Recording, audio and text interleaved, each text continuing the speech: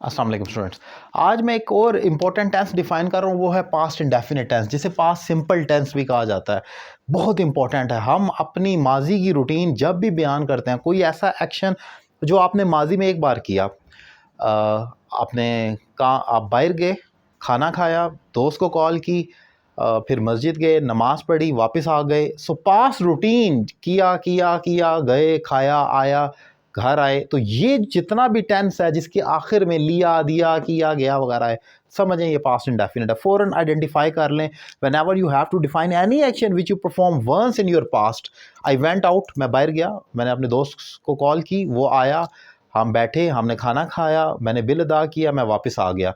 सो गया, आया, किया, ये होल स्टोरी पास्ट इंडेफिनिट में होगी।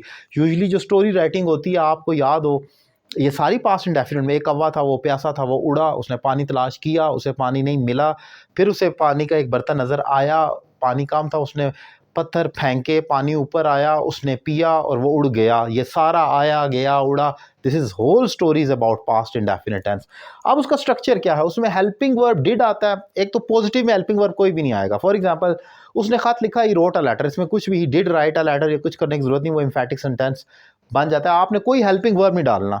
लेकिन आपको मालूम है कि किसी भी फिक्रे को इंटेरोगेटिव और नेगेटिव करना हो तो हेल्पिंग वर्ब लाजमी चाहिए होता है, जिसको स्टार्ट में आना है। लेकिन इस फिक्रे में क्योंकि कोई हेल्पिंग वर्ब है ही नहीं, ही रोट अ लेटर, कोई हेल्पिंग वर्ब नहीं, तो हम बाहर से एक डिड का हेल्पिंग वर्ब लाते हैं। Did he write a letter, did already second form है डू की, तो इसलिए डिड के बाद हमेशा फर्स्ट आएगा। Did he write a letter, rote नहीं करना, and he did not write a letter, उसने खत नहीं लिखा। अब जो इंपॉर्टेंट पॉइंट मैं डिफाइन करना चाह रहा हूँ, जो इससे पहले भी मैं लेक्चर में डिफाइन कर चुका हूँ, वो उसको मैं जोड़ना चाह रहा हूँ, वो ये कि पास्ट इंडेफिनिट तो ये हो गया, ये हम डेली रूटीन में बहुत ज़्यादा यूज़ करते हैं। इसी का एक भाई और भी है, उसे पास्ट परफेक्ट टेंस कहा जाता है, जो पिछले लेक्चर में मैं डिफाइन कर चुका हूँ।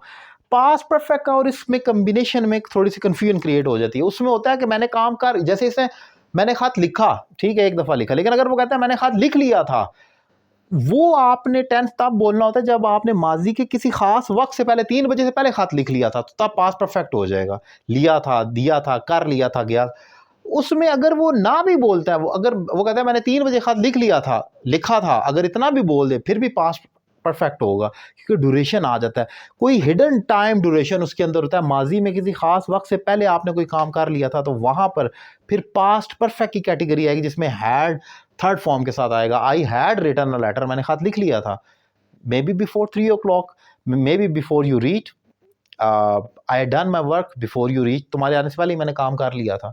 अब ये नहीं I did my work before you reached, ये गलत है। मैंने तुम्हारे आने से पहले काम किया, दोनों पास्ट, एब्सोल्युटली रॉन्ग।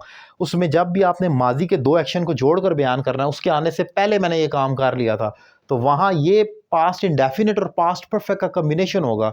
वो मशहूर फिक्रा हमेशा याद रखें, डॉक्टर के आने से पहले मरीज मर चुका था, तो उसमें क्या होता है? मरीज मर चुका था, पास्ट परफेक्ट, डॉक्टर के आने से पहले, वो ये वाले कॉम्बिनेशन है। सो इंपॉर्टेंट डिफरेंस मैंने डिफाइन किया। असल में लेक्चर तो पास्ट इंडेफिनिट का, लेकिन इसको जोड़ना पास्ट परफेक्ट के साथ है, उसका डिफरेंस देखने के लिए। उम्मीद करता हूँ ये शॉर्ट ट्रिक आपको पसंद आई होगी। दीगर लेक्चर्स के लिए मेरे यूट्यूब चैनल सब्सक्राइब करें, और अगर आपको मेरे पढ़ाने का तरीका अच्छा लगा है तो आप मुझे ऑनलाइन इंग्लिश लैंग्वेज कोर्स कर सकते हैं, रीजनेबल फी पे कर अपने घर बैठे, और अपने इंग्लिश में एक ज़बरदस्त इंप्रूवमेंट ला सकते हैं। Thank you very much.